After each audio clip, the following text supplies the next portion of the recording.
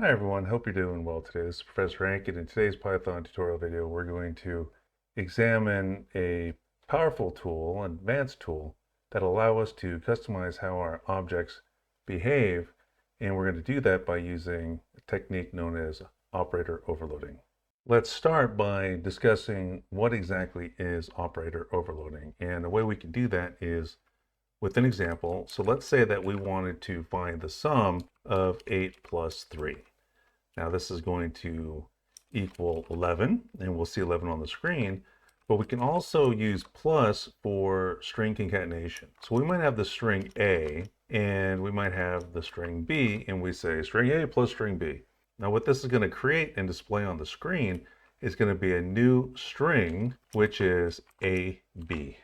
This is operator overloading in action.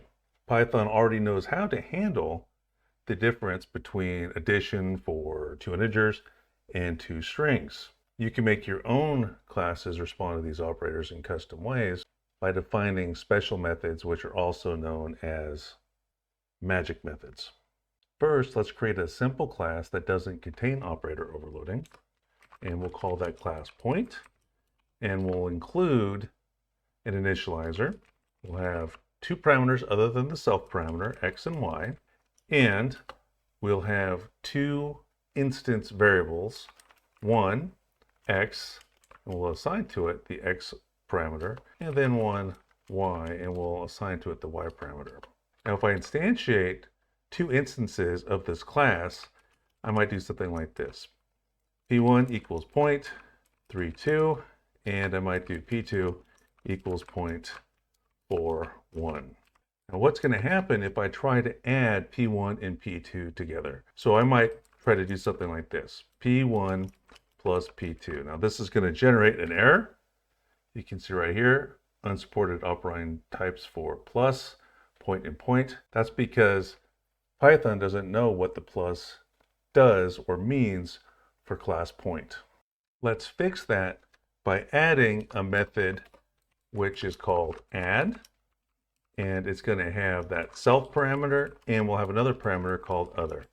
What this will do is this will add the contents of 2-point objects x's and y's, and then return that as a new point object.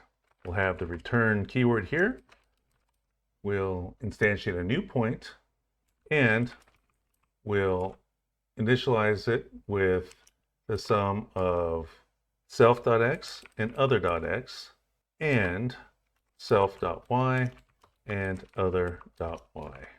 Now if we add those together, so if we do something like p3 equals p1 plus p2, Python now knows what this means, and we can print out that new sum. So we can do something like print p3.x and p3.y. So when we run this, you can see there is our total, 7 and 3, because it's the sum of x's and the sum of the y's. What about the stream method? Well, by default, if we were to print out just p3, that's going to give us something that's not very readable. We see that we've got a memory address for where the p3 object is in memory. What if we want to actually display a string representation of the object? Well, in that case, we'd use the stream method. So we would do something like def string, and then you always have to have that self parameter, and then have to create some kind of string that represents a point object, whatever that may mean for my particular project or my particular program. It could be something as simple as return an f string, and then we'll put self.x in here, and then a comma, and then we'll do self.y. So it looks like a point. Now if we run this, you're going to see that we have something that looks like coordinates on a graph. Just like the addition operator can be customized, we can also customize the equality operator. We can do that by defining a method named EQ, and these underscores, just a reminder, those are just two underscores, both before the EQ and after the EQ. We're going to have the self parameter, and then we're going to have the other parameter, and we'll return true if the x's and the y's are the same for both point objects. We'll return self.x equals other.x and self.y equals other.y.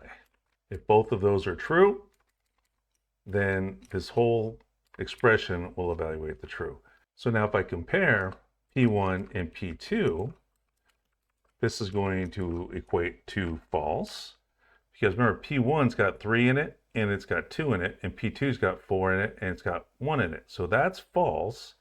But if I had yet another point, say, I'll call it P4, and it also had 3 and 2, and I wanted to compare the two, I could do P1 equals P4. If I do that, now we're going to see that that evaluates the true because both the P4 point object has a 3 and a 2 for x and y, and the P1 point object has a 3 and 2 for both the x and y. Of course, you can overload the other operators as well, so you could even overload less than, you can do less than or equals to, and so on. You can do additional math overloading as well, such as subtraction, multiplication, and so on. Now, why bother with all of this customization? For one reason, it makes your classes feel like they are native Python types. For another reason, it makes your code easier to read, and it can make it easier to write and understand, especially with things such as vector math, complex numbers, money classes, or even custom strings and lists. To recap, operator overloading allows you to define how operators such as addition, equality, or even string work with your own objects. And you do this by using the magic methods like add, eq, and strip. It's a more advanced Python feature, but once you learn it, it opens up a ton of creative flexibility. That's everything that I have for you in this video. As always, if you're a student of mine, you have questions about the content in this video or any of the videos in our courses, feel free to email me via Canvas or stop by our Zoom office hours.